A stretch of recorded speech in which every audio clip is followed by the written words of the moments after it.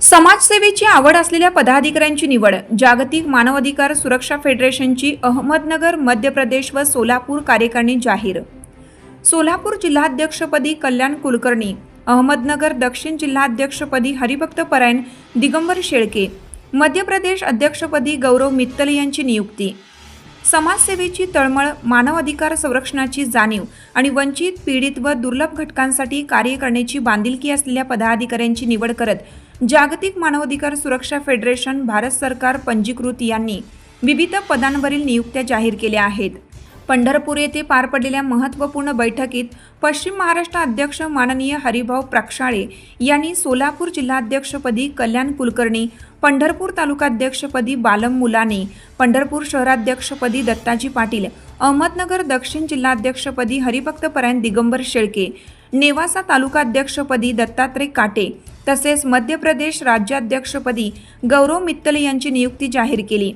या सर्व नियुक्त्यांना राष्ट्रीय कमिटी व महाराष्ट्र राज्य कमिटीची मान्यता प्राप्त झाली आहे। तसेच संघटनेचे पश्चिम महाराष्ट्र कायदेशीर सल्लागार म्हणून ॲडव्होकेट सादिक शेख यांची पुन्हा एकदा निवड करण्यात आली।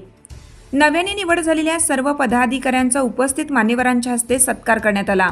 यावेळी बोलताना पश्चिम महाराष्ट्र अध्यक्ष माननीय हरिभाऊ प्रक्षाळे यांनी रविवार दिनांक 28 जून 2026 रोजी पंढरपूर येथे होणाऱ्या जागतिक मानवाधिकार सुरक्षा फेडरेशनच्या 5व्या राष्ट्रीय अधिवेशनाची सविस्तर माहिती दिली।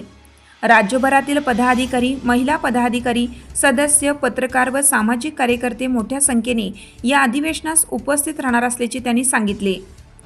जागतिक मानवाधिकार सुरक्षा फेडरेशनचे संस्थापक व राष्ट्रीय अध्यक्ष माननीय राजेंद्र तुकाराम आहेर यांच्या नेतृत्वाखालील संघटना गेल्या 5 वर्षापासून वंचित, पीडित, शोषित व दुर्लभ घटकांना न्याय व हक्क मिळवून देण्यासाठी सातत्याने कार्यरत आहे।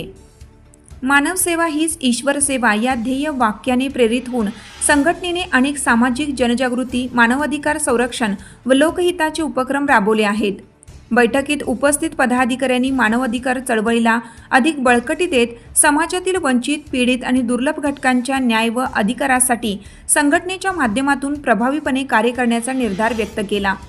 आगामी काळात विविध सामाजिक, शैक्षणिक, जनजागृती व मानवाधिकार संरक्षणाशी संबंधित उपक्रम राबवण्यात येणार असल्याची माहितीही यावेळी देण्यात आली। नवनियुक्त सर्व पदाधिकाऱ्यांचे संघटनेच्या वतीनं हार्दिक अभिनंदन करण्यात आलं। त्यांच्या हातून समाजातील गोरगरीब, वंचित, पीडित व गरजू जनतेची सेवा घडावी, मानवाधिकार संरक्षणाची चळवळ अधिक बळकट व्हावी आणि संघटनेचे कार्य जनतेपर्यंत प्रभावीपणे पोहोचावे हीच अपेक्षा व्यक्त करण्यात आली। नवनियुक्त सर्व पदाधिकाऱ्यांना हार्दिक अभिनंदन व पुढील वाटचालीसाठी मनपूर्वक शुभेच्छा।